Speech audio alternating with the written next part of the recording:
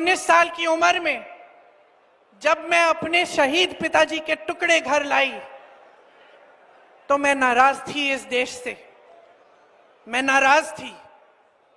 मेरे दिल में यह भावना थी, मैंने अपने पिता को भेजा, तुम्हारा काम था सुरक्षित रखना।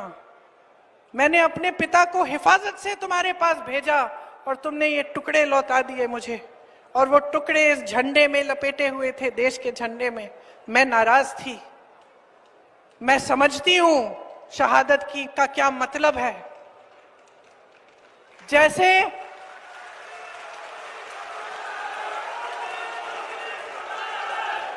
आज मैं 52 साल की हूं, आज मैं 52 साल की हूं, पहली बार मैंने ये चीज सार्वजनिक ऐसे मंच पे कही है। लेकिन वो जो नाराजगी थी मेरी, आस्ते आस्ते मैं समझी कि उस तरह की जो नाराजगी होती है वो सिर्फ उससे होती है जिससे प्रेम करते हैं हम। मेरे देश के लिए मेरे दिल में कितना प्रेम है, मैं कैसे समझाऊं।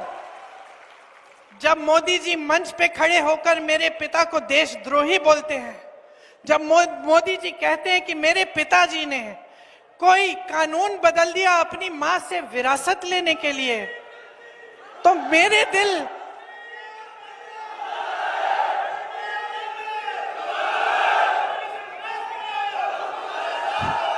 तो मोदी जी इस बात को समझ नहीं पाएंगे कि मेरे पिताजी को विरासत में धन दौलत नहीं मिली, मेरे पिताजी को विरासत में शहादत की भावना मिली।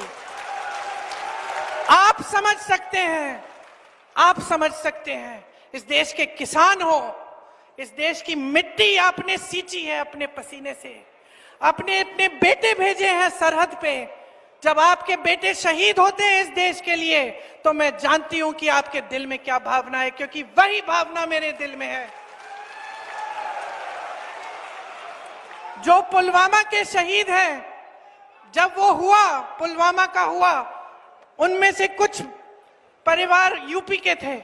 उस समय मैं यूपी में थी, मैं गई उनके घर, और ज्यादातर परिवारों में पता है क्या बताया उन्होंने मुझे? जो बच्चे बचे थे उन्होंने कहा दीदी हमको भी सेना में भर्ती होना है। एक लड़की थी, उसका भाई एयरफोर्स में था, उसने कहा दीदी मैं पायलट बनूंगी, मैं एयरफोर्स में भर्ती होंगी। यही है शहादत की भावना। ये भावना मोदी जी नहीं समझ सकते।